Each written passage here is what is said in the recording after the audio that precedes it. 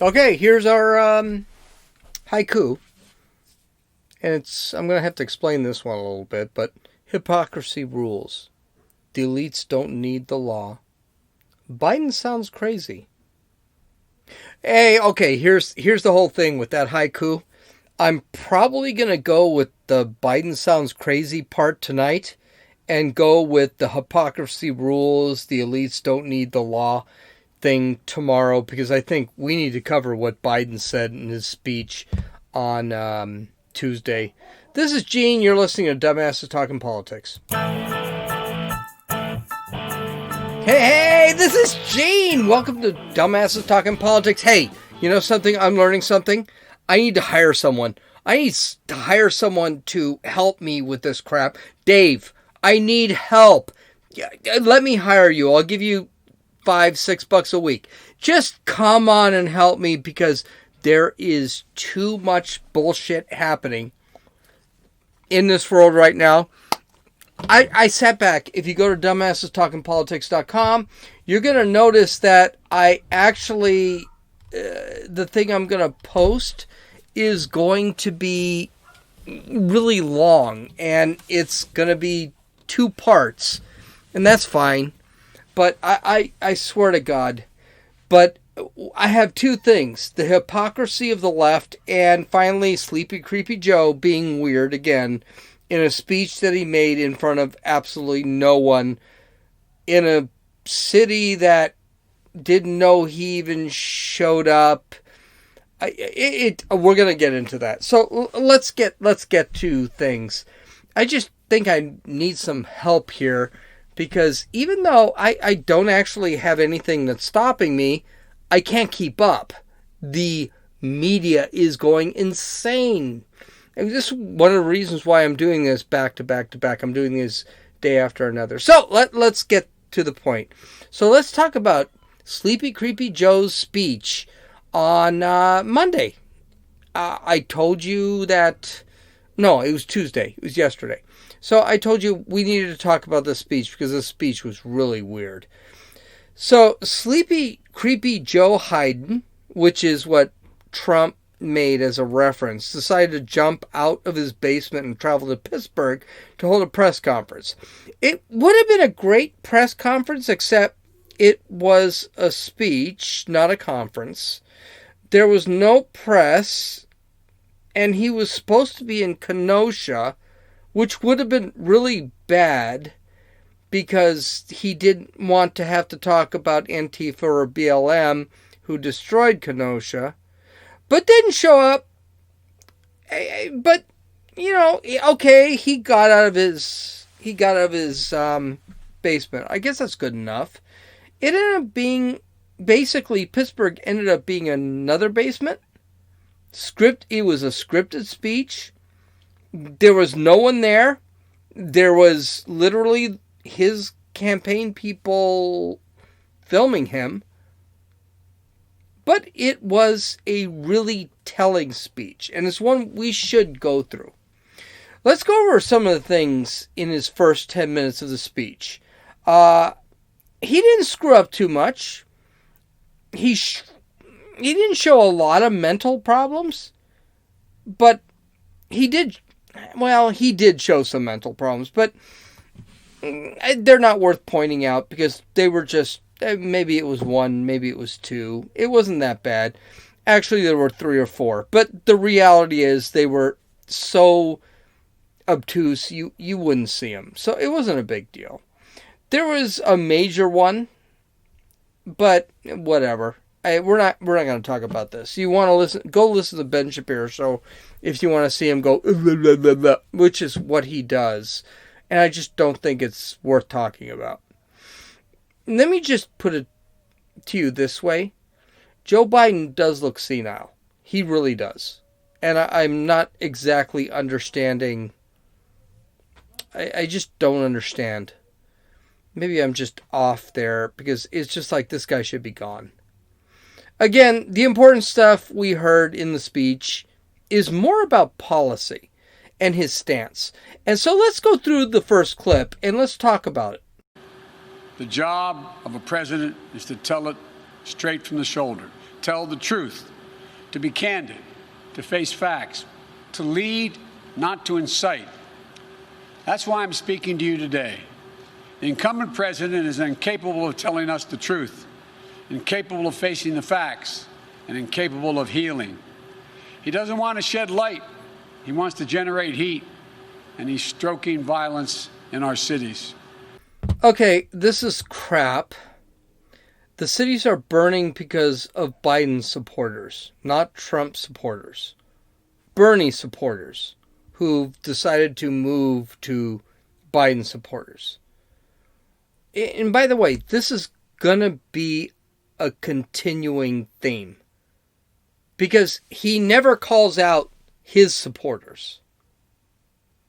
Now, this was an introduction. We need to see, but with an introduction, we need to see where this is going. But again, the whole thing about Trump being an asshole is that really something we should be having a discussion about? How about the violence? Who's causing the violence? But no one wants to talk about it. Well, Biden doesn't want to talk about it because BLM and Antifa are his supporters.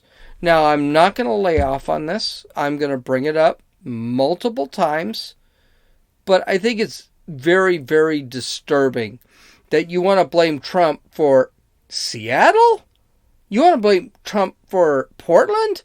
Chicago? New York? Boston? You really want to blame Trump for that? You want to blame Trump for Kenosha? Oh, shoot. You can't blame Trump for Kenosha. We're going to get into that a little bit later. But I just think it's very disturbing that all these cities that are having these problems. I mean, frick. Portland's been rioting for 95 days and no one's done anything about it.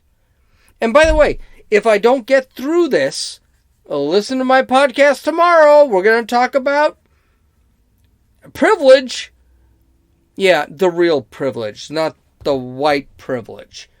And I'm thinking we're going to talk about white privilege too, because I got in no fight with my fiance. We talked about white privilege, and guess what? It took me about 6 seconds to get her to realize there's no white privilege. Okay, but anyway, let's listen to the next clip. And now we have to stand against violence in every form it takes. Violence we've seen again and again and again of unwarranted police shooting, excessive force, 7 bullets in the back of Jacob Blake, knee on the neck of George Floyd, killing of Breonna Taylor in her own apartment, violence of extremists and opportunists, looting and burning and destruction of property. I want to make it absolutely clear, something very clear about all of this. Rioting is not protesting. Looting is not protesting. Setting fires is not protesting. None of this is protesting. It's lawlessness, plain and simple. And those who do it should be prosecuted. Violence will not bring change. It will only bring destruction. Okay, one thing I want to get through here is that I did cut in the middle because there was an audio problem. When a guy doesn't do anything live, you got to really pay attention. But there are a few things in the speech. Notice he doesn't talk about the violence that is actually happening in the streets. He brought up Jacob Blake, George Floyd, and Breonna Taylor.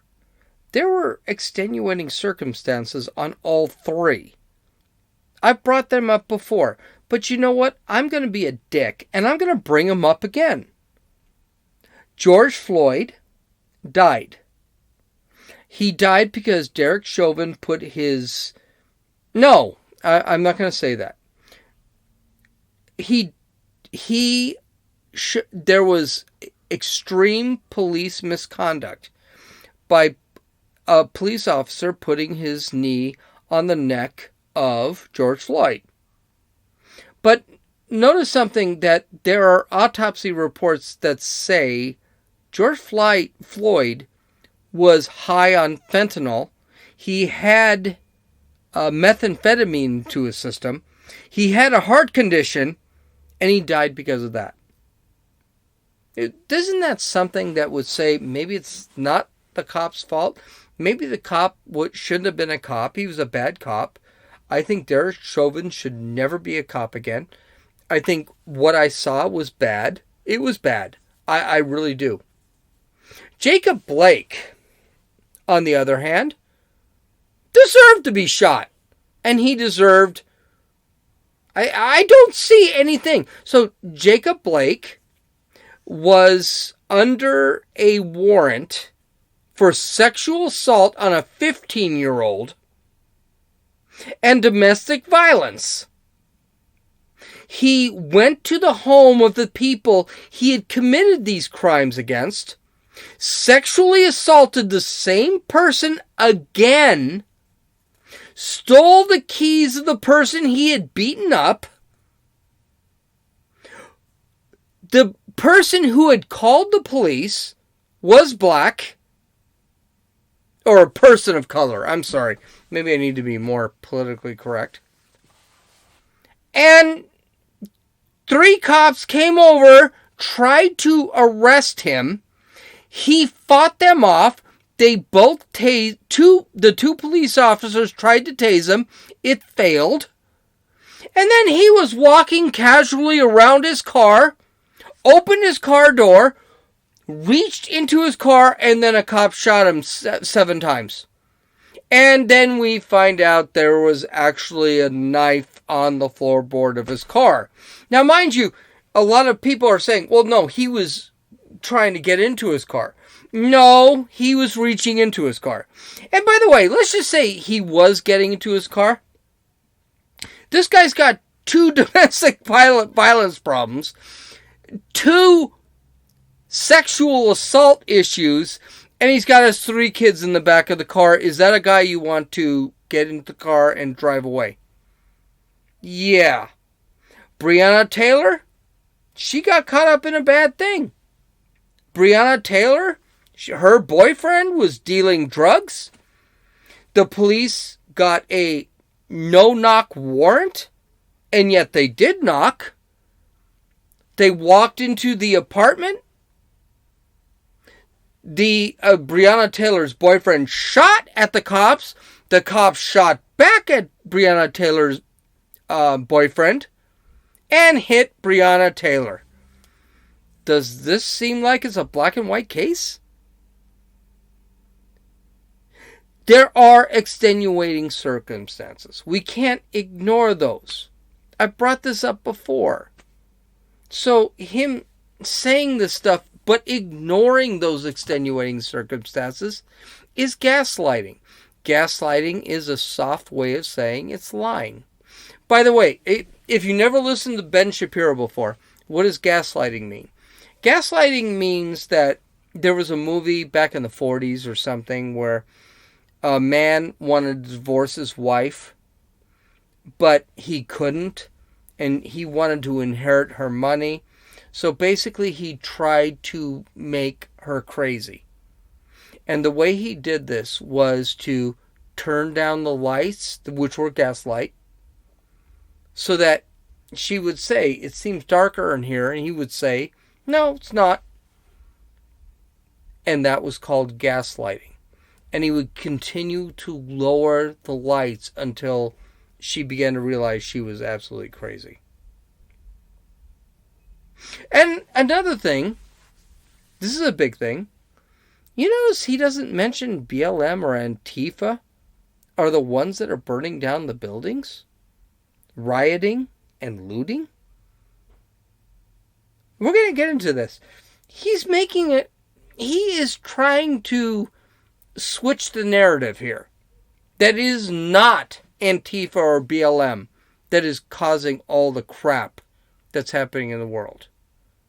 And we're going to hear in other clips who he is blaming.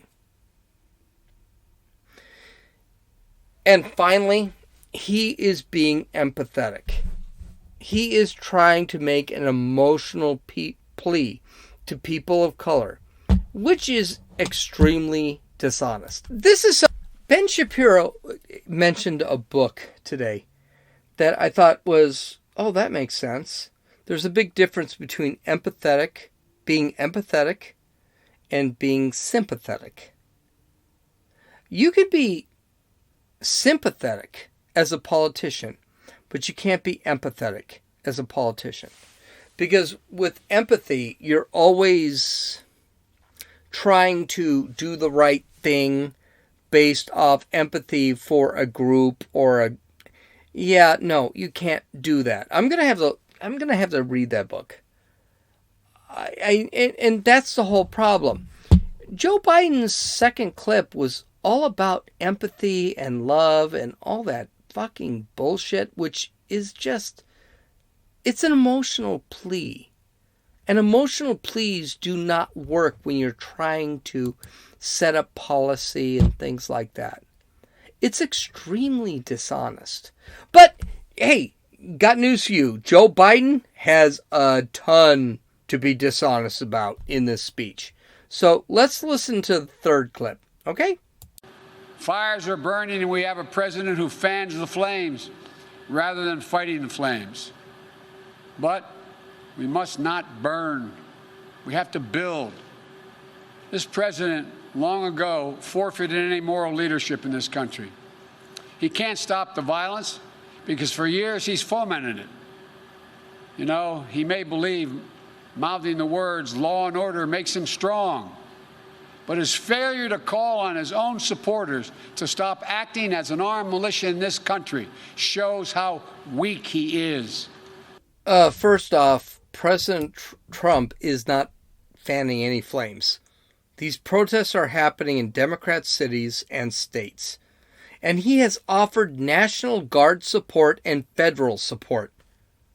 This is just a lie. One of the reasons Trump won't stop the violence, and he can, is because it's a slippery slope to ending this. He ends it with the insurrection, with implementing the Insurrection Act. And he's going to risk being called a dictator. Or does what the Constitution dictates and let the states' principalities handle this thing. So he's got that kind of problem. He can take care of all this tomorrow. No question. He can. But, I mean, that's not what the Constitution says. The problem is the left can't have it both ways. They can't blame Trump for what's happening in Portland and then sit back and say, you didn't do anything. And then when he does, which is what exactly happened in Portland, where he sent federal troops to protect a federal building, say he's a dictator because he's doing this stuff. It's not a thing. Another thing Biden said, mouthing the words of law and order. Yeah, these weren't mouthed. He did it. He sent federal officers to Portland to protect the federal courthouse, and it worked. He sent the National Guard to Kenosha upon the request of the mayor of Kenosha, Wisconsin, and the rioting stopped. Trump has shown that he's about law and order. Again, and I'll bring this up again later. Is it really right-wing militias and Trump supporters that are causing the violence? Where's Antifa here? When does Biden mention Antifa? When does Biden mention Black Lives Matter group? And I mean the BLM movement. There is one person who has burned a building. And I tell you what, name me one person that has burned a building down that was a Trump supporter. I guarantee you can't. Here's the reality. The reality is, it's not Trump supporters, militias, right-wing activists, right-wing national or white nationalists or anything. They're not doing that. These are not right-wing white nationalists that are doing this crap. It's a bunch of Biden supporters.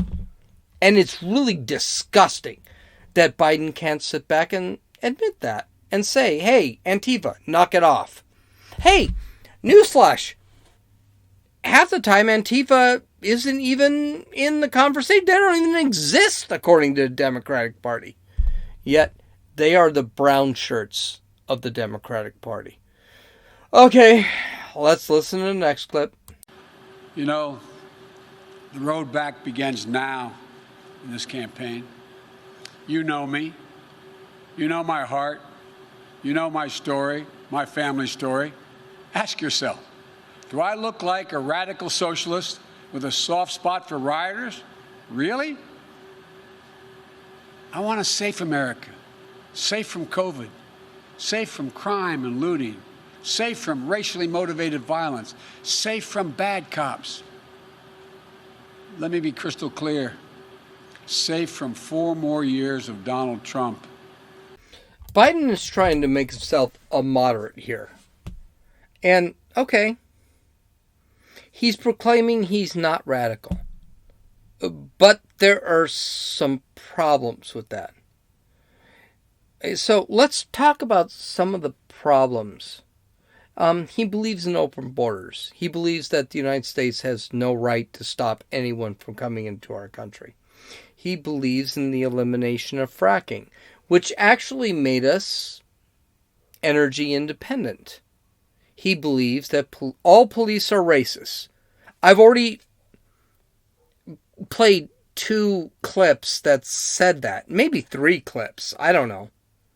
He believes in Medicare for all, which is a Bernie Sanders thing, which means $94 trillion, should go to making sure everyone can have Medicare. He believes in free college for all.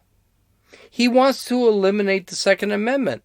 I mean, he had Beto O'Rourke as his a guy for gun control, and Beto O'Rourke believes that, hey, no one should own a gun. And he picked Kamala Harris as his running mate, and Kamala Harris is no moderate. She is a lefty, ranked the 3rd or 4th most leftist senator in the Senate. This guy ain't moderate. Maybe he is moderate. But if he is, it's because he's controlled. And the bullshit that he's throwing out at you is because people want him to be a leftist. I mean, with the fracking thing, he's lied left and right. Today, he had an interview. He said he's not going to limit in Pittsburgh, which no one saw. Because in Pittsburgh, there was no one there. He said, well, no, I'm not going to eliminate fracking. Yet, there were like 5 or 6 different videos that said, yeah, you said eliminate fracking. Again, Biden hates looting and violence, but refuses to name BLM and Antifa. He continues to sit there and say the cops are bad and all the violence is about Trump. This is the continuing theme of this entire thing. It's not gonna work. Eventually people are gonna figure him out. Let's listen to the next clip.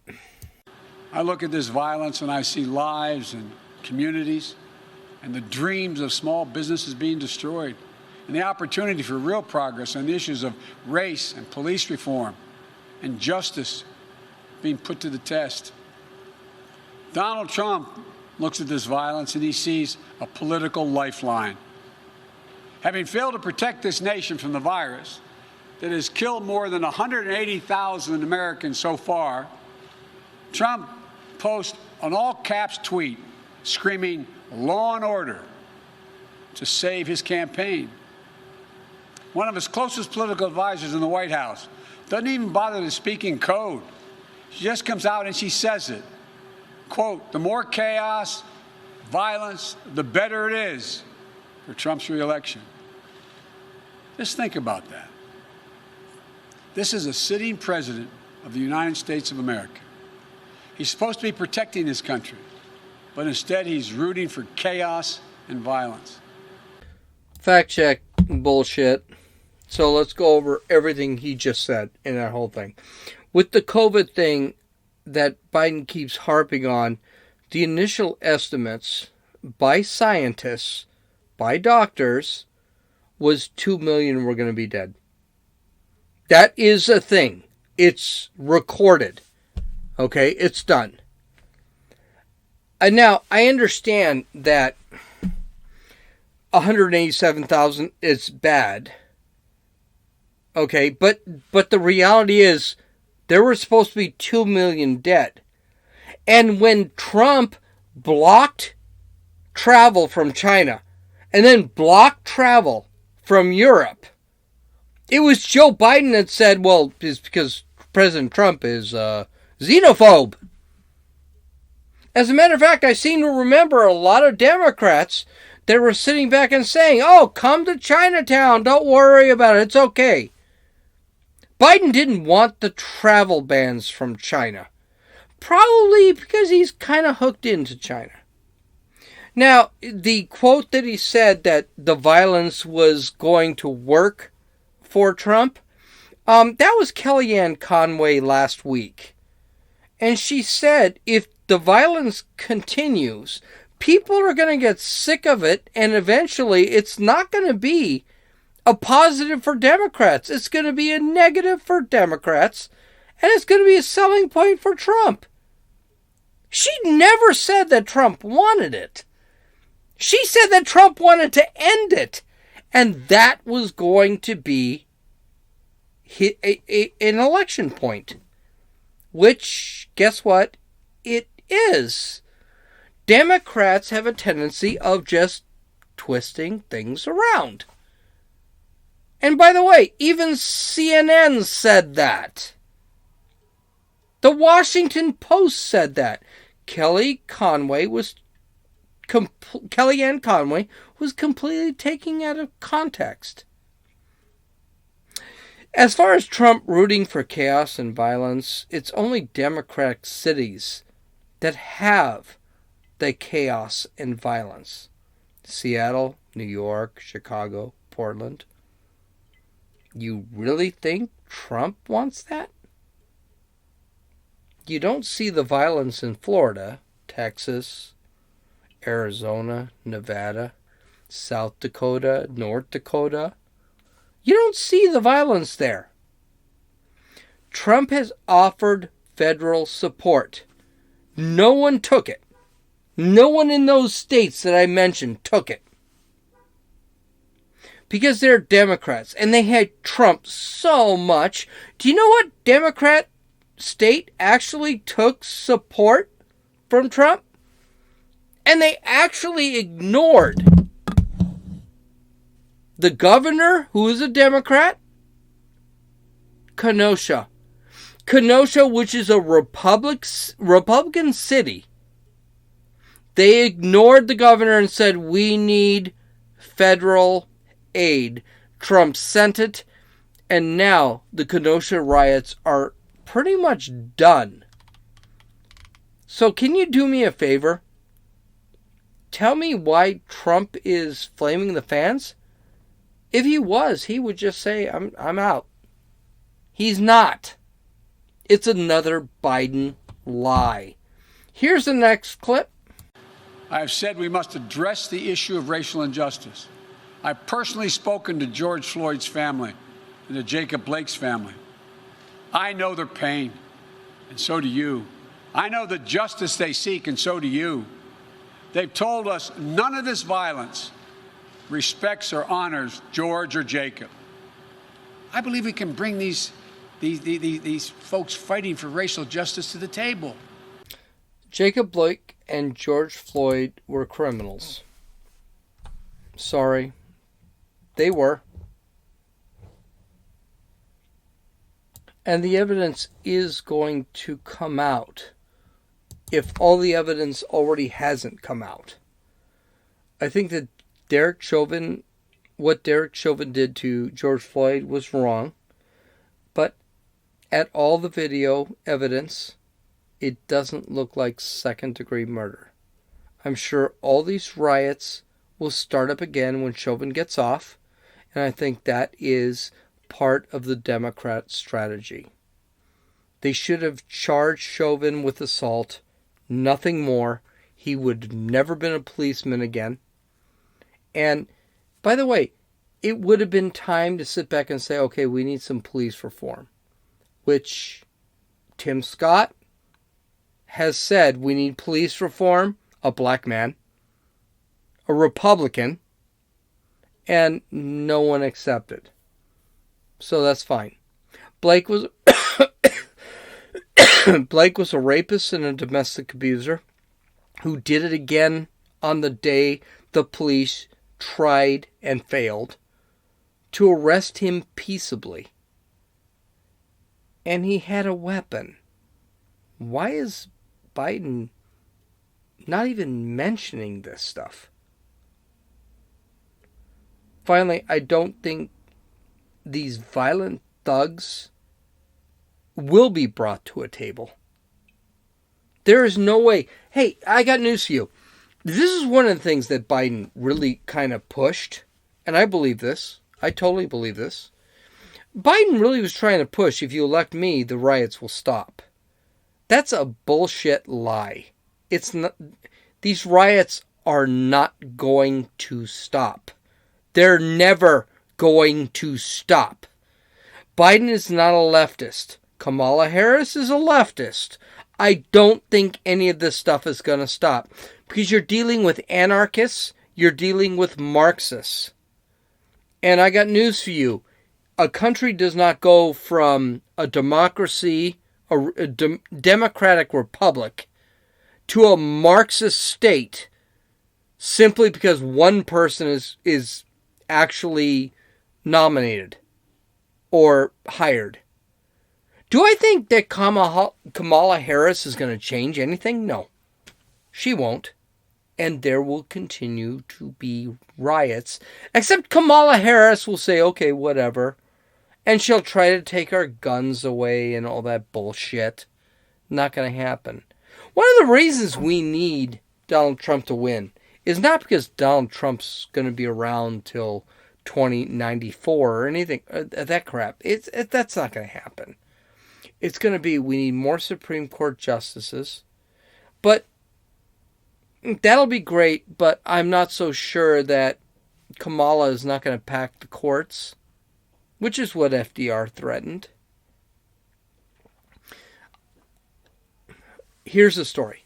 You've heard the first 12 minutes of Biden's speech, and I don't want to talk about it anymore because it just frickin' irritates me.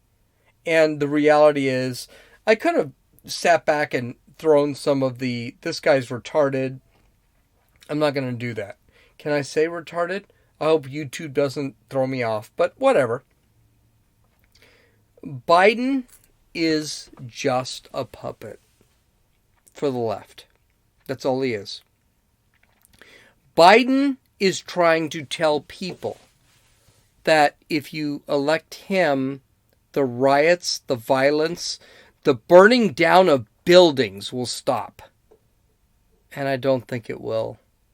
It's all a bullshit lie. This speech was a very telling and terrible speech. And then he said it in front of nobody. There was no one who was there to ask him questions. And he ran away like a big pussy. And he ran away to his basement again. This is not a president. You're telling me that a president who has no courage to go out there? President Trump does. He's a couple of years younger than Biden. But he's going out there and he's talking.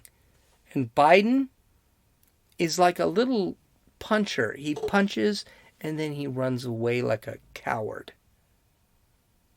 This is not a good guy. This is a bad guy. We need to vote. That's what we need to do. And I'm not going to do that absentee or fucking mail-in ballot voting. I'm actually going to go and vote because at least there's a chance. We're going to have to talk about that later because the reality is there's talk that Trump, the Red Mirage, you may have heard this, the Red Mirage could be that Trump wins on November 3rd and then loses on November 17th. Isn't that scary? That's what's actually happening. Okay. This was only a half of the podcast, but I didn't want to go too far over. So I'll do the rest of the podcast tomorrow night and post it on Thursday, or Friday, excuse me. You can follow me on Twitter at RunninFool, RUNNINFEWL. You can download or listen to the podcast on Apple Podcasts, Podbean, Podcast Addict, Stitcher, and YouTube. Visit my website at www.dumbassestalkingpolitics.com. You can actually read the first two, this podcast and the next podcast. You can actually figure out what I'm going to say tomorrow. This is Gene, and you've listened to Dumbasses Talking Politics.